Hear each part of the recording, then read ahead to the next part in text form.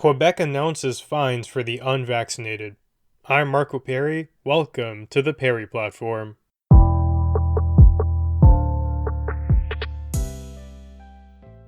The Premier of Quebec, François Legault, announced the province will apply a significant, and that's in quotes, financial penalty for residents who refuse to get vaccinated against COVID-19 for non-medical reasons. This has caused quite the stir across Canada and even across the world. Ontario responded by saying they would not go down this route. Alberta echoed those sentiments, but there are some other provinces who may still be considering something like this, what one may consider a drastic measure to get people vaccinated. Now, for transparency's sake, I am vaccinated. I support getting vaccines, but here's my fundamental take on something like this. I do oppose fining the unvaccinated. And there isn't much of a bias here in me making this claim. Pretty much everyone I know is vaccinated. I fall into that category too. So at the end of the day, it's not as if I'd be directly impacted by something like that.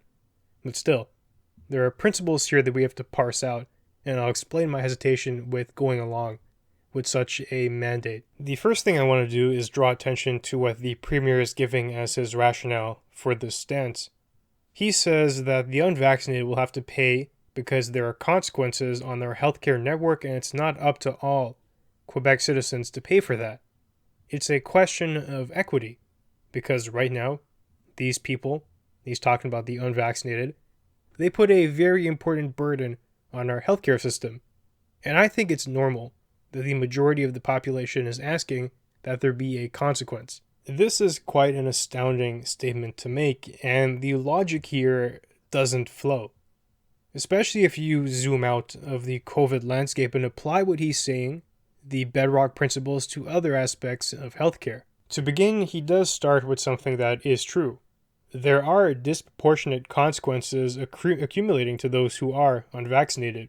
The proportion of that population is appearing in greater numbers when you look at things like ICU occupation. True. Personally, I think being unvaccinated is a bad idea. You have two paths here fundamentally. You're either going to come into contact with COVID while vaccinated or not. And you can look at the Omicron spread to assure you of that. The vast majority of Canadians will come across it.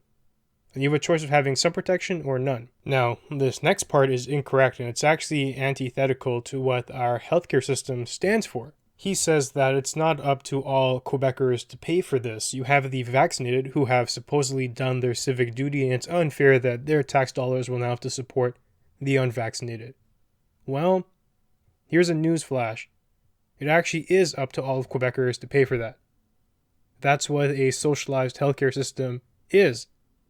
Everyone is entitled to healthcare. Just because you don't like somebody's choices or decisions doesn't mean you get to exclude them from something. It doesn't mean that you get to impose undue penalties on them either. We can all agree that smoking is a bad idea, for example. There are tons of studies and documents proving that.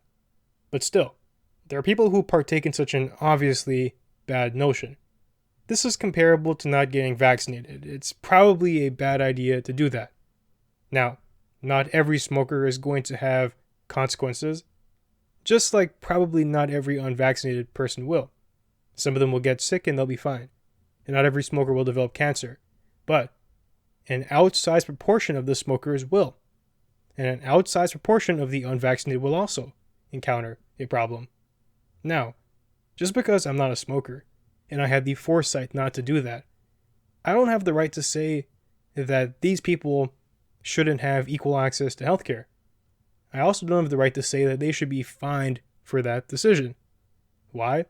Simply put, it's a free country and they have that right. Our duty in a civilized society is to sway them, to convince them, to change their mind, through logic, argumentation, and showing them the consequences of their action. Many smokers who do end up developing cancer realize just how badly they've reasoned here, and they're willing to change their mind, and I'm sure that's the same for many unvaccinated people. What we don't do is threaten them. What we don't do is coerce them. What we don't do is scare them, because these tactics don't really lead to the change that we want to see. You also cannot suppose in this arrogant fashion that you actually know what's best for everyone. who the government is going to make that call, I don't blame individuals for having some type of uncertainty about placing that power in their hand.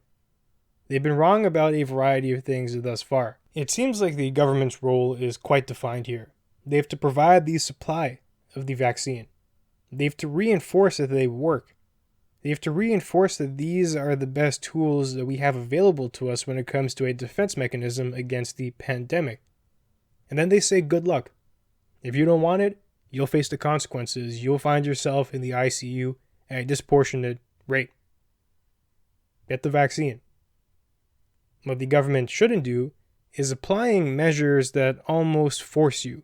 And if we're being real, that's essentially what's happening. Who wants to get fined at a quote-unquote significant amount repeatedly? There isn't much of an option here. But before we go down that train of thought, let's take it back to his argument for a second. The premier also then says that these individuals, the unvaccinated, put a burden, a strain, on the healthcare network. And he thinks it's normal that the majority of the population is asking for consequences there. So boil that down to its bedrock. There are groups of people who put forward disproportionate strains on the healthcare network due to bad decisions again. So we talked about smoking. How about something like obesity? This is actually a compounding factor, like with smoking, when it comes to adverse consequences from COVID-19. If you are obese, things are going to be worse off for you. And there's also a plethora of other things that you could be hospitalized for. Are we all of a sudden going to be in support now of taxing the obese? Are we going to be in favor of finding them into becoming fit and healthy? I don't think so. If you didn't want to subsidize the healthcare costs of other people, well, you've picked the wrong country. There are flaws in the way that Canada administers healthcare, but overall, I love our system. I don't believe that anyone should have to pick between being indebted and saving their life or the life of a loved one, and perhaps even a third option where they can't afford to do so. That's a tragedy that we don't need to see in some of the richest countries in the world. Regardless of the decisions that you've made in the past, these are lives that we're talking about, and lives that have outreaching effects. If we're talking about a father with dependent children and a spouse, or the single mother, or a teacher who has a class that they need to take care of, a doctor, a nurse, it doesn't matter. We need to do what we can to save them, unvaxxed or vaxxed. Now, I recognize we're on a bit of a tangent here. The premier is not saying that we're going to deny hospital treatment to the unvaccinated, but he is kind of getting there with his tone. And this is something that I find strange.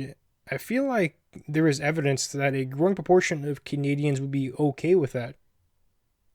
Submitting an undesirable group to no access to our healthcare system, which should be available to all. Many people would agree with what I've said before, in that our healthcare system should be accessible to everyone, and it's actually a beautiful thing that we do have that. But they'll change their tune with this group of unvaccinated people. They'll be happy to make them pay their way through hospital care. If they can't afford to do so, they'll say too bad.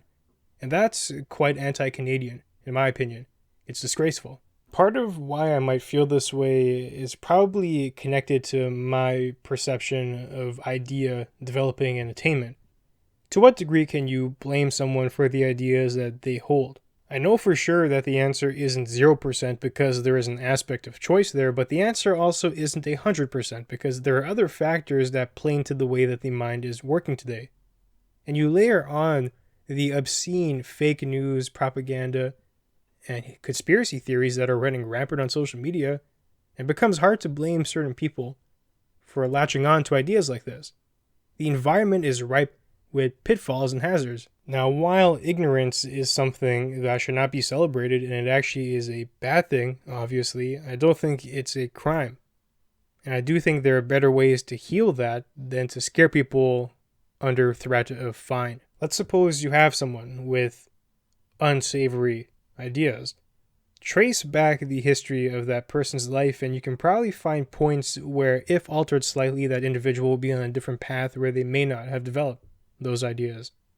Change up their family, their education, what they Googled one day, what rabbit hole they went down on Twitter. There is no doubt that there are stupid ideas, and I'll be the first to call them out, and I'll be the first to actively engage them.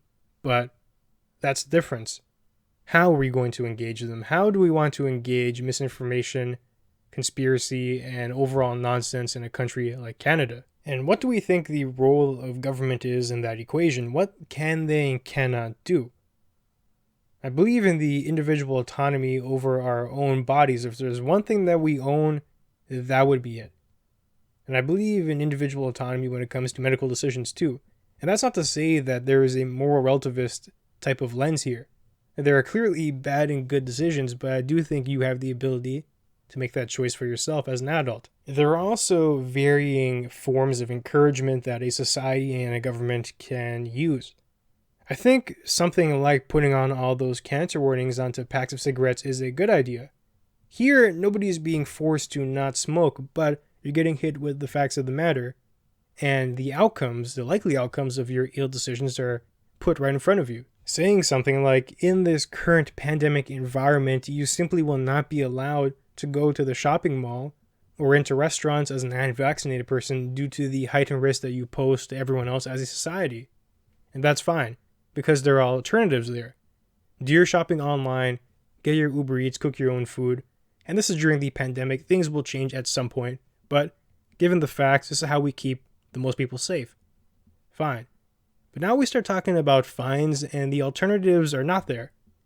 And given the lack of them, we've entered a realm of force. In the other areas, there are incentives and encouragements. If you want these bonuses and perks of living in a society, then getting vaccinated is a good idea.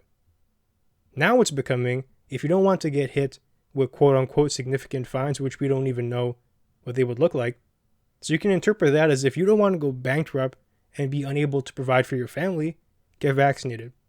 The message is very different there. Then we get into questions of if this violates certain charter rights and freedoms that Canadians hold, and I think the answer might be yes in that case. And then there's the question of if this even is implemented, how can it be enforced? The people who still are unvaccinated to this day are hard-headed. That's the simple reality here. Do you think they're going to willingly pay you these fines? The answer is probably not. If they're so stubborn to look you in the face and spit on your attempt at fining them for being unvaccinated, there's no way you give them the letter in the mail and they're going to do anything with it. So then what? What is the government's options here? Are they going to put you in jail? Are they going to let you get away with laughing at their fine attempt? Are they going to strap you down and force a police officer to stab you with that needle? What? It's very difficult to enforce a measure like this with a group who is so clearly reluctant to comply. Then there's just this division of society where we know that getting 100% of the population vaccinated was never going to happen. There's going to be that 10 to 5% of the populace who is going to reject you no matter what you do. And the question of if any additional effort is even warranted in this regard. How much more of those people can you sway until you hit the absolute group who is fundamentally opposed to everything you're saying and nothing you do will sway them? I really do believe the optimal position that the government should have taken is we're getting you supply, we're getting you the facts, we know they work. If you want to be silly, that's on you. And there are going to be consequences for that you're going to inflict upon yourself via things like finding yourself in the ICU. Additionally, I do think that the government is doing some fancy footwork here. They're shifting the blame and getting the general population to zone in on the unvaccinated for all the woes and problems of the pandemic. The government has caused many of these issues too. It's not to say the unvaccinated are faultless. They have truly compounded the problem. But at this point in time, amid this Omicron surge, what's our biggest bottleneck?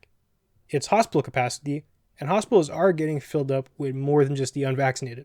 The provincial and federal governments hold tremendous responsibility for the predicament that we find ourselves in.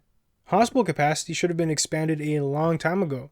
Testing capability should have been developed to the point where we can actually take care of everyone who wants to get one. Why is there so much strain on their healthcare system? Well, sure, the unvaccinated are playing a role there, but let's imagine that we eliminated that entire group. There are still many vaccinated people who are in the hospital. Perhaps not so much the ICU, but that would still be causing quite a strain. These numbers are higher than we've seen throughout many other waves of the pandemic. The fact that the government has not invested their money properly, the fact that they have not built up the core competencies that we need to survive this, accounting for the unvaccinated, and the vaccinated, that's on them. To summarize, my fundamental message is that you should get vaccinated if you value logic and science, but I do think you should have the freedom to decide for yourself. After all, you are the ultimate owner of your own body. It's just that you'll reap the consequences from a healthcare standpoint. Now, further, the strains on this healthcare system that we're seeing right now can be partially related to the unvaccinated and what I would consider to be their bad decisions, but still, much of this blame falls on the government too for not creating a system that can sustain this. There's been many failures at the governmental level throughout the pandemic, and this blatant attempt to shift that lens away from them is dishonorable, to say the least. I'm not entirely swayed by the arguments presented by the Quebec Premier, and I think overall his ideas are not good ones. But we will see how the population of Quebec responds to them in the coming weeks. Now with that, it does bring us to the end of our conversation for today. If you enjoyed the material, be sure to leave a review and share to help us grow. And you can find me online at perryplatform.org and on social media at perryplatform. Thanks for joining me, and I'll see you soon.